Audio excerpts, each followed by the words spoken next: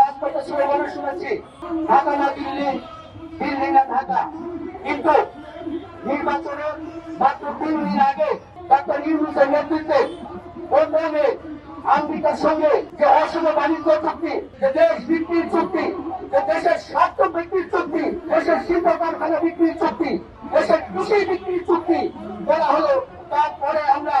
এই চুক্তি নিয়ে আমাদের যে রাজনৈতিক দলগুলো এতদিন দিল্লি না ঢাকা, ঢাকা না দিল্লি, তারা কিন্তু স্লোগান দিচ্ছে না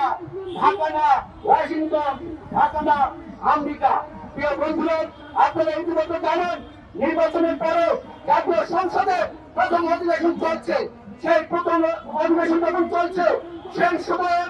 আমরা দেখলাম মিডিয়া, সামাজিক যোগাযোগ মাধ্যম থেকে শুরু করে সমস্ত জায়গায় আমেরিকার সঙ্গে চুক্তি যে দফা, যে শর্ত, সমস্ত কিছু আসার পরেও সাধারণ মানুষ যখন এর সমালোচনা করছে, তারপরে আমরা দেখলাম না জাতীয় সংসদে এইরকম একটি চুক্তির বিষয়ে সংসদে যারা আছেন তারা কোনো কথা বলছেন, এবং তারা তো কথা বলবে না এটা আমরা পরিষ্কার এই কারণে ওই পররাষ্ট্রমন্ত্রী রবেন ফরিদ যখন বললেন যে চুক্তি করার সময় মানে নির্বাচনের আগে চুক্তি করার সময় তারা জামাত এবং বিএনপির অনুমতি নিয়ে এই চুক্তি করেছেন, আমরা বিশ্বাস করি এবং বিশ্বাস করতে চাই যে চুক্তি করার সময় আসলে বিএনপি, জামাত সহ এদেশের ক্ষমতাবন্ধ যারা রাজনীতি করে, ক্ষমতাটা বন্ধ করে, যারা কোটি টাকা পুলিশের বাণিজ্য করে, কোটিপতি হয়ে ওই বেতন বড় তৈরি করতে চায়, তারা আসলে এই চুক্তি পুলিশের জন্যই হোক, দেশের বিক্রির জন্যই হোক, নিজের ব্যক্তি স্বার্থের জন্যই হোক, এইটি জানতে বাংলাদেশ জমি ইউনিয়ন, বাংলাদেশ ছাত্র ইউনিয়ন, বাংলাদেশ উদ্দেশ্যে শিল্পী গোষ্ঠী যখন ইউনিট সরকার অন্তর্বর্তী সরকারের প্রধান হচ্ছেন, তখনই আমরা দেখেছি সমাবেশ করে বলেছিলাম যে ইউনিট সরকার আসলে মার্কিন এজেন্ডা, এদেশকে মার্কিন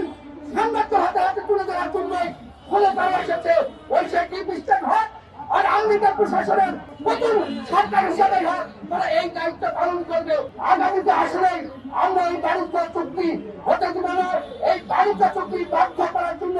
সরকারের বিরুদ্ধে আমাদের যে আন্দোলন সংগ্রাম করে তোলা দরকার সেটি আমরা গড়ে তুলবো। একজন উপদেষ্টা ক্ষমতার খারাপ করে তিনি নাকি তখন চেষ্টা করেছিলেন এই চুক্তি না করার জন্য, কিন্তু তা পারেন নাই। আমরা বলতে চাই আপনারা তো এই বিরোধিতা করেন নাই, কারণ আপনারা তখন তো স্বপ্ন দেখছিলেন আপনারা 5 বছর ক্ষমতায় থাকবেন, যার কারণে